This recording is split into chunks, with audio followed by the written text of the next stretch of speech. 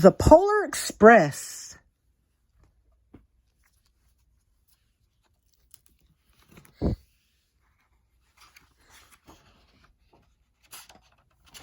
The Polar Express. The Polar Express.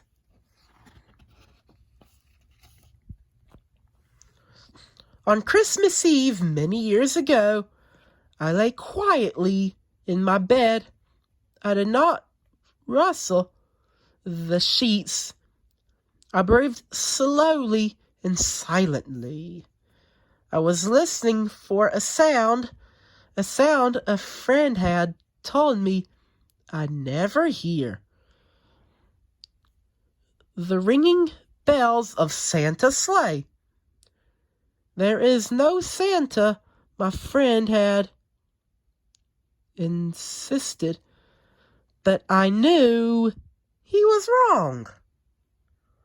Late that night, I did hear sounds, though not of ringing bells. From outside came the sounds of hissing steam and squeaking metal. I looked through my window and saw a train standing perfectly still in front of my house.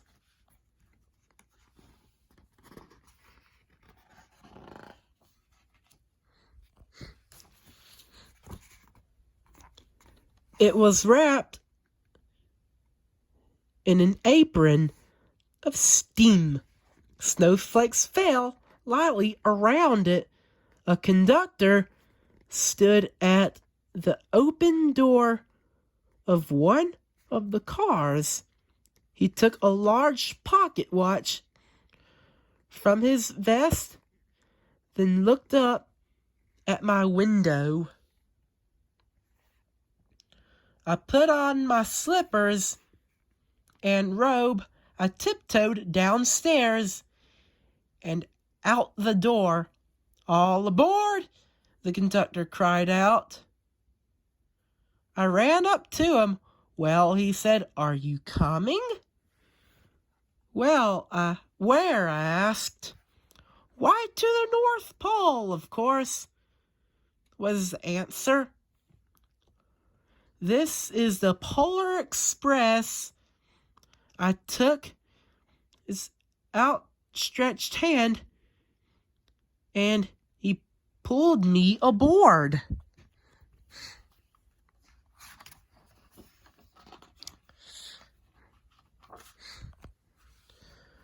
The train filled with other children, all in their pajamas and nightgowns.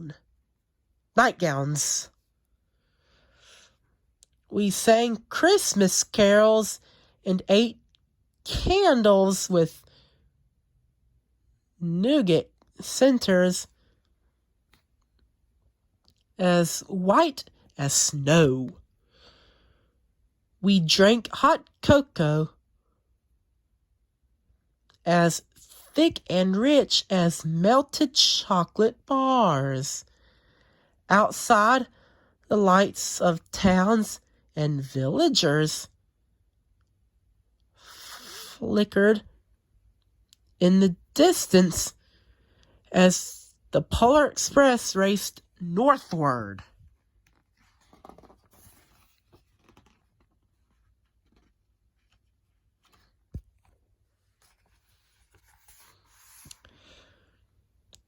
Soon, there were no more lights to be seen. We traveled through cold, dark forests where lean wolves roamed and white-tailed rabbits hid from our train as it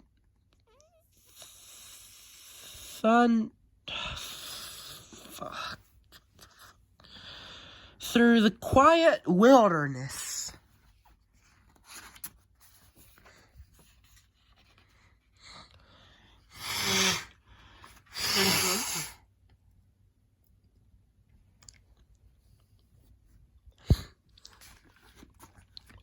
We climbed mountains so high, it seemed as if we would scrape the moon, but the Polar Express never slowed down. Faster and faster we ran along, rolling over peaks and through valleys like a car on a roller coaster.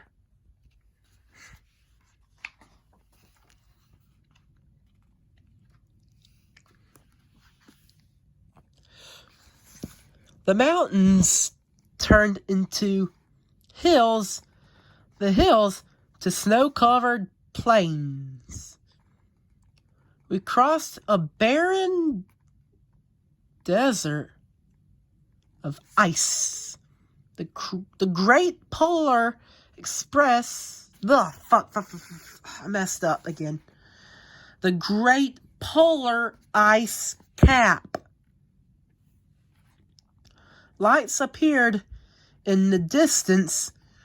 They looked like the lights of a storage ocean liner sailing on a frozen sea.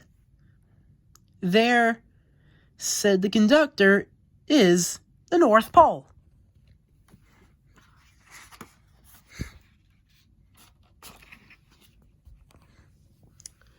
The North Pole, it was a huge city standing alone at the top of the world, filled with factories where every Christmas toy was made.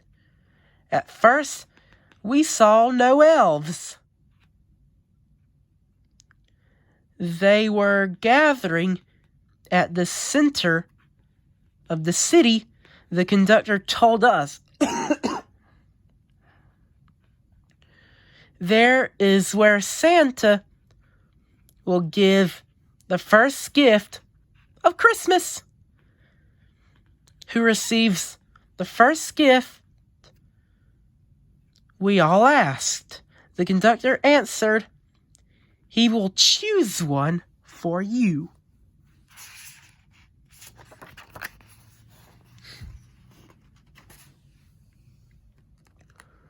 Look, shouted one of the children.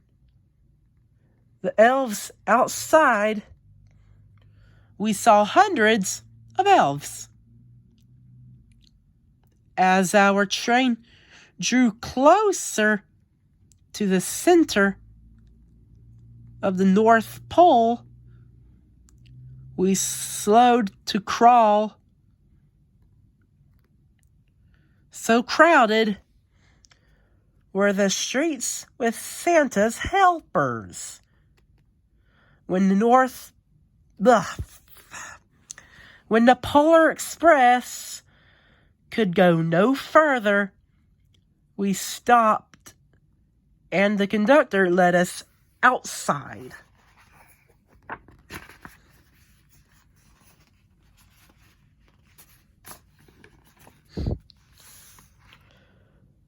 We pressed through the crowd to the edge of a large open circle. In front of us stood Santa's sleigh.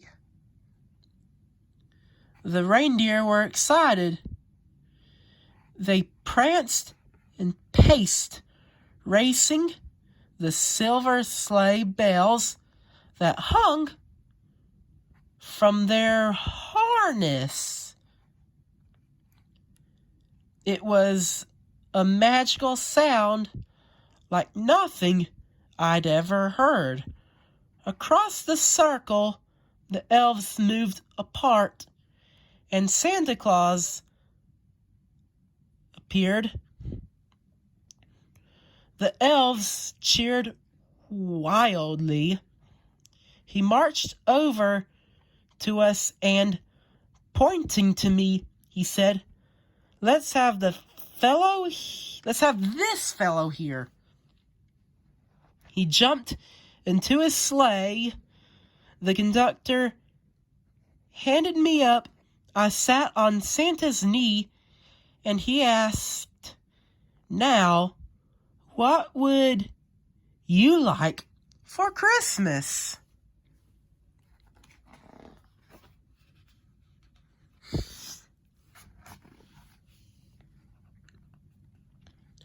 I knew that I could have any gift I could imagine. But the one thing I wanted most for Christmas was not inside Santa's gift bag. What I wanted more than anything was one silver bell from Santa's sleigh. When I asked, Santa smiled. Then he gave me a hug and told an elf to cut a bell from a reindeer's harness. The elf tossed up to Santa.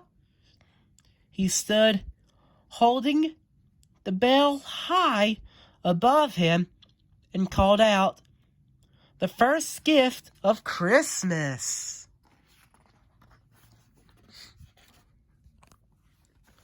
A clock struck midnight as the elves roared their approval. Santa handed the bell to me, and I put it in my bathrobe pocket. The conductor helped me down from the sleigh. Santa shouted out the reindeers' names, and he cracked his whip. His team charged forward and climbed into the air. Santa circled once above us, then disappeared in the cold, dark polar sky.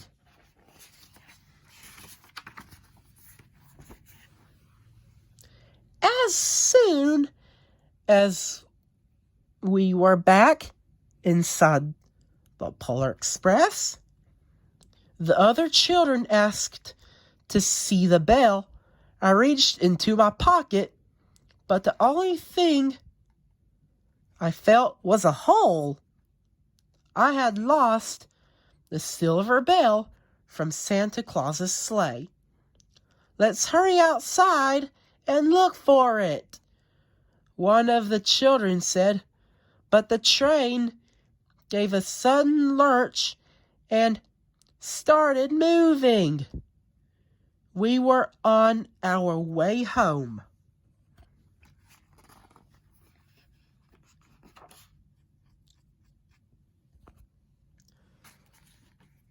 I broke my heart to lose the bell.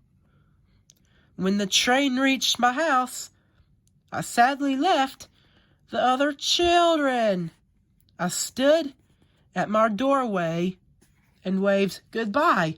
The conductor said something from the moving train, but I couldn't hear him. "What?" I yelled out. He cupped his hands around his mouth. "Merry Christmas," he shouted.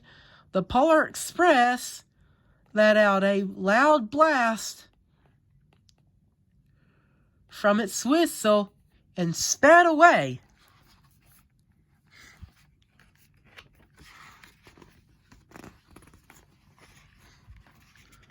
On Christmas morning, my little sister Sarah and I opened our presents. And it looked as if everything had been unwrapped.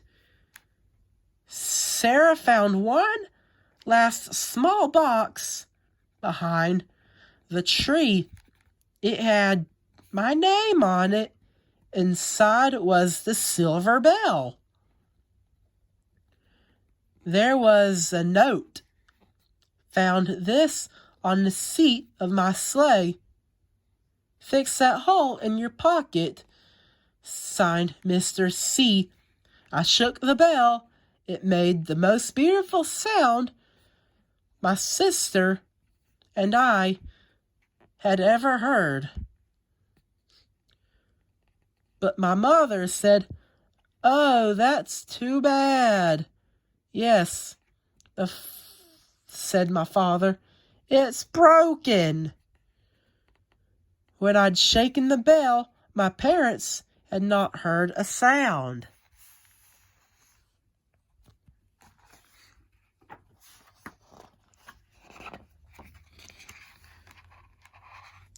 At one time, most of my friends could hear the bell. But as years passed, it felt silent for all of them. Even Sarah found one Christmas that she could no longer hear its sweet sound. Though I've grown old, the bell still rings for me as it does for all who truly believe.